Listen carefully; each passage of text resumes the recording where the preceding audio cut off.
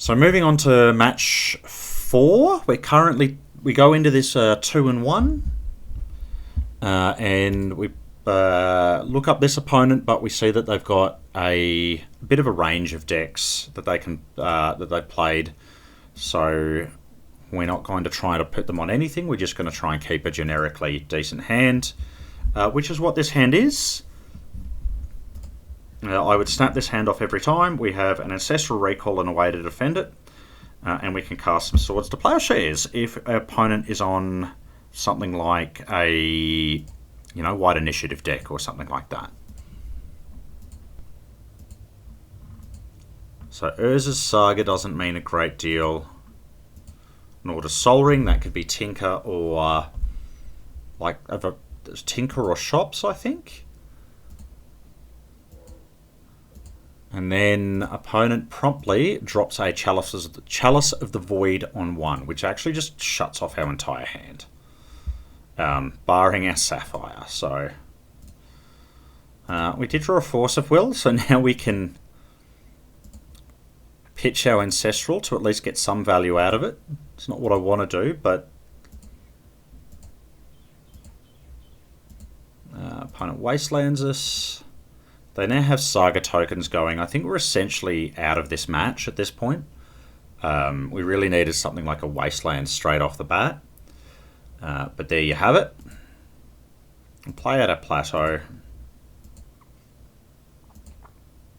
So to add insult to injury, we've drawn we've got double Pyroblast in this match, where it's just another completely dead card, not just because of the Chalice.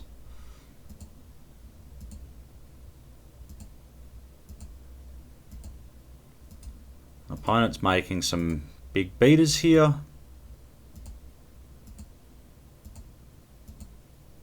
And casts a Time Walk, which we were not expecting.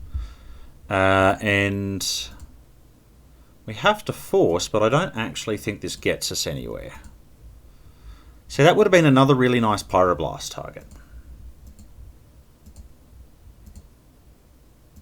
I'm not sure what we can actually draw to get us out of it, and I don't think it's Volcanic Island. So we put a Lurrus in our hand, as if that will somehow get us anywhere.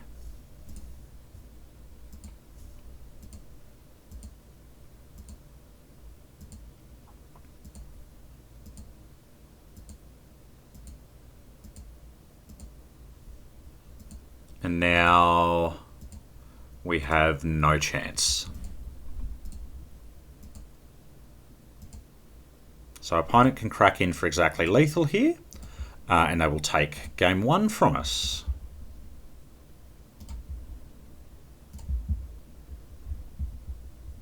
Going into game 2, we have boarded in a Wasteland as not only an extra land, but as an extra way of dealing with Urza's Saga. We've boarded in 3 Shattering Sprees and 2 Prismatic Endings. And we've cut a couple of Baubles, 2 Pyroblasts, Gitaxian Probe, Mental Misstep. I didn't bring in Force of Negation, the extra Force of Negation for this, as I think, often too many forces cast against shops leaves you unable to play the game anyway, so you kind of want the first 1, maybe 2, but you don't want to go too deep on them. Well, that's been my experience anyway.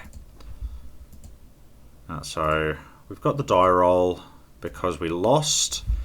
And I look at this hand and I know this is I remember looking at this hand and I knew this was a trap hand. But I kept it anyway because we have any land in this hand, or any fetch land or any blue land makes this hand pretty decent. It's a combination of having the Shattering Spree already in hand, having a way to dig for more lands, and having some removal and a threat just puts us in a really good situation if we can spike the land.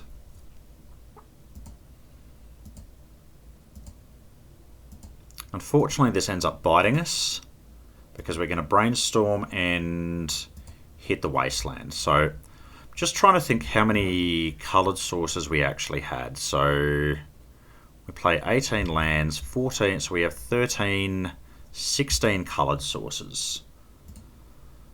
So I guess probably like a little over 1 in 4 cards is a good draw. So maybe it was just way too greedy. We'll play out our Wasteland, but we're now Brainstorm locked.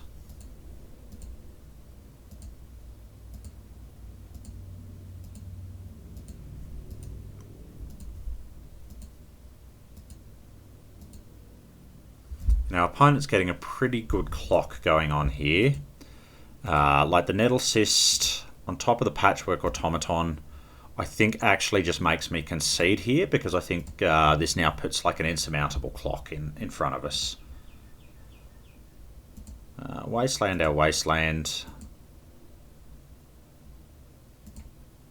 I think we should have tried to Wasteland our own Wasteland in response there.